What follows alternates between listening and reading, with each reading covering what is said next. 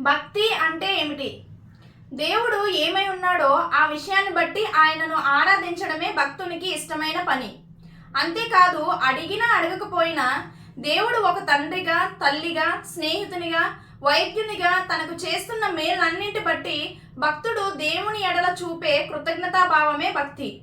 ఈ భక్తి అనేది ఒక హృదయంలో ఉంటే నిజ దేవునిని వ్యక్తిగతంగా తెలుసుకునేంత వరకు ఆ భక్తుని అన్వేషణ ఆగదు.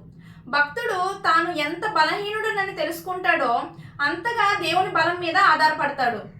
తన జీవితం ఎంత అల్పమైనదని గ్రహిస్తాడో అంతగా దేవుని చిత్తం మీద ఆధారపడి దేవుని ఇష్టాన్ని మాత్రమే జరిగిస్తాడు. భక్తుడు ఎప్పుడు తన సొంత గొప్పతనాన్ని కోరుకోడు గాని అన్ని విషయాల్లోనూ దేవుని గొప్పతనమే తను జీవింపజేస్తుందని విశ్వసిస్తాడు.